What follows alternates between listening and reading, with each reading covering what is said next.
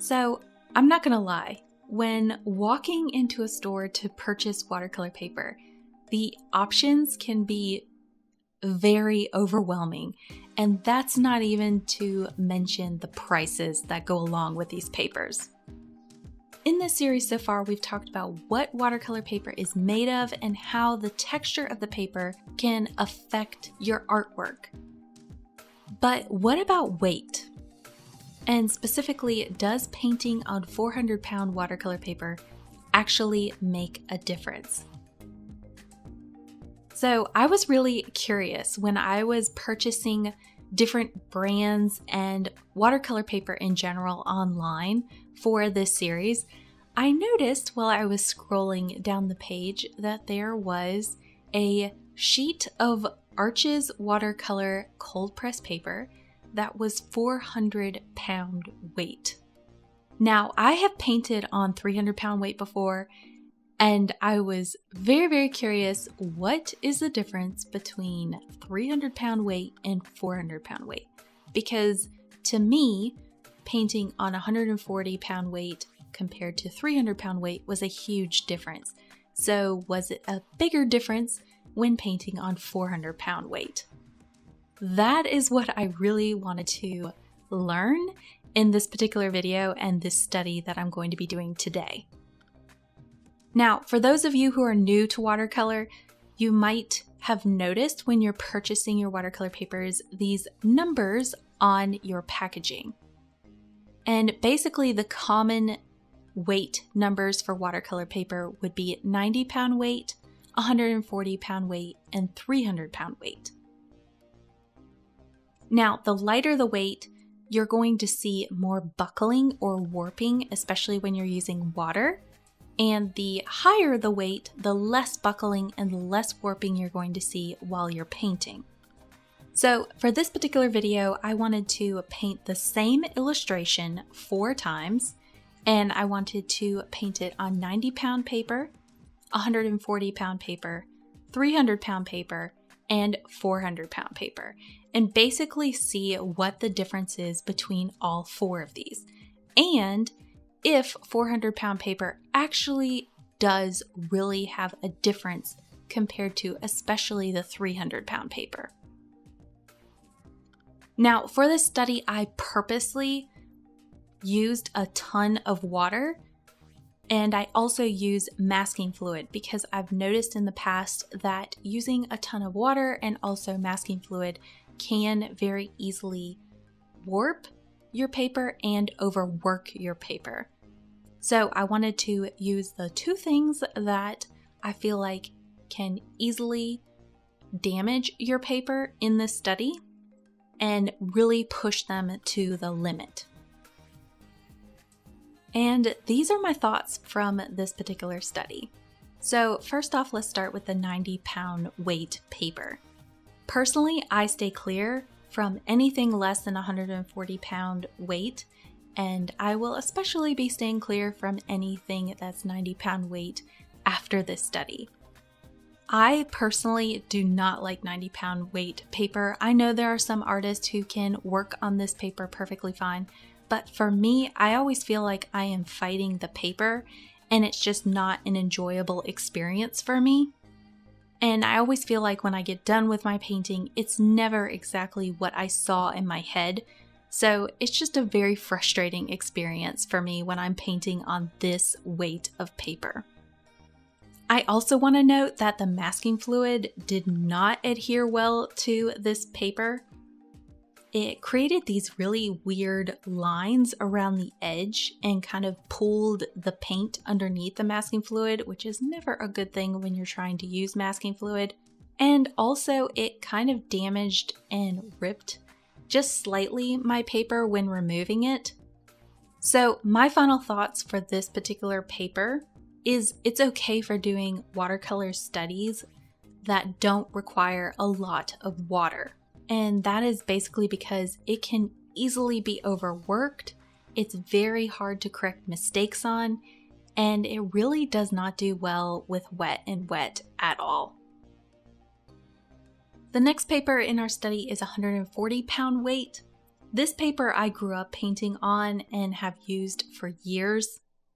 Although you do need to be aware when you're painting on a 140-pound weight, it is prone to warping, especially when you're using a lot of water. So it's very crucial to learn water control when working on this particular paper, and also really planning ahead, because it's easy to overwork this paper if you're trying to correct mistakes, especially with lifting paint or adding more paint while the paper is already wet. It can easily be damaging to your paper, which can ultimately affect your final illustration. Now, although this illustration, in my opinion, looks really nice on camera, I do want to say towards the end of this illustration, I really felt like I was fighting the paper, which is never a good thing when you're trying to paint an illustration. I also found that the masking fluid did not adhere as nicely as I would have liked. So I had to do some cleanup of the edges, which is fine. I've done that in the past, and I usually use some white ink to kind of just work those edges out. But my final thoughts for this particular paper is it's a great beginner paper, and in my opinion, the best weight for learning watercolor on. I use this particular paper all the time when I'm experimenting with new techniques, but just be aware it does not hold up well if you're using large amounts of water. Specifically, if you want to play around with more wet and wet backgrounds that are heavily saturated with water, or even pouring techniques. So that is just something to keep in mind. Now let's talk about 300-pound weight paper. In my opinion, this paper is always a dream to paint on. It's super thick and it holds up very nicely to heavy water usage, and it doesn't warp very easily. It's also really great for just absorbing the color nicely into the paper and really allowing me to create smooth washes in my illustrations, and also allow me to correct mistakes without damaging my paper.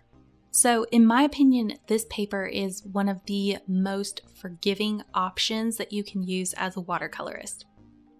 Also, since this paper is thicker, you can apply a lot more layers or glazing to this paper for really rich, deep illustrations. Another thing that I really like about this paper is working with masking fluid with this paper is like a dream. It had nice smooth edges around the masking fluid. It adhered to the paper very nicely, and it also removed like a dream. So this particular paper is one of my favorites to actually paint on. And finally, the paper that we've all been waiting on, the 400-pound weight paper. Now, I have to say, during the whole painting process, this particular paper, I never felt like I was actually fighting it. It actually felt more like it was working with me the entire time. Some of the positives of painting on this paper that I found during the process was it accepted color like a dream. It just seemed to absorb it like a sponge. It also really allowed me to push the paper a lot further with wet and wet techniques. And it also allowed me to correct a couple of mistakes that I made without really any issues. So overall, this painting was absolutely amazing to play around with. I absolutely loved the whole experience, but I do want to say one negative that I found while painting with this particular paper is that the wait time after I would paint one layer seemed a lot longer compared to the other papers. So that is something that I learned that I would hope to relay to you if you ever get to paint on this particular paper. Now that I've kind of given you my thoughts on each paper, I want to talk about what paper do I feel is the most worth it paper from today's study. And does painting on 400-pound weight paper actually make a difference? Well, first off, heck yeah, it does. Painting on the 400-pound paper was really cool. It was a huge difference even between the 300-pound weight. And in my opinion, if you ever get the opportunity to paint on this particular paper, do it. It was so much fun and I really enjoyed the experience.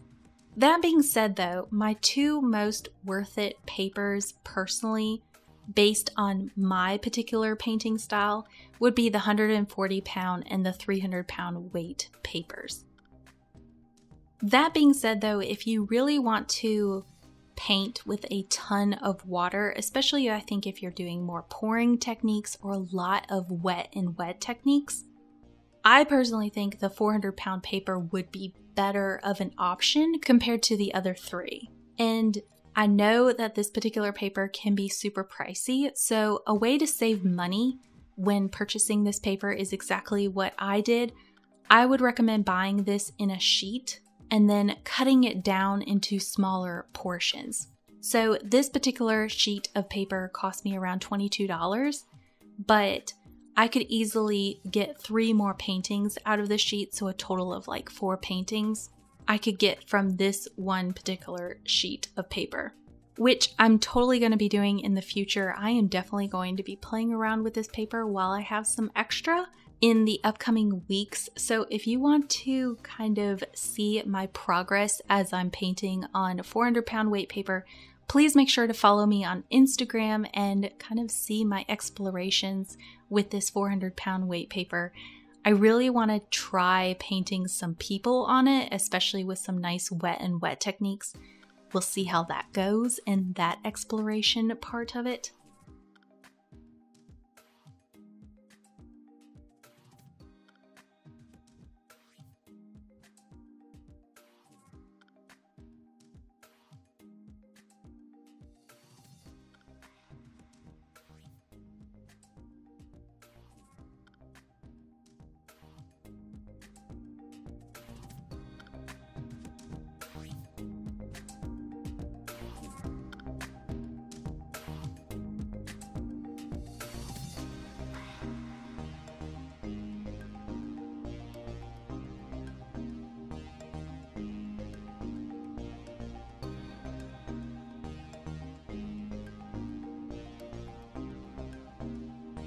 But anyway, that is it for this particular video. Hopefully you got to see the differences between the 4 common weights of watercolor paper and can make a better decision of what would work best for you and your future painting projects.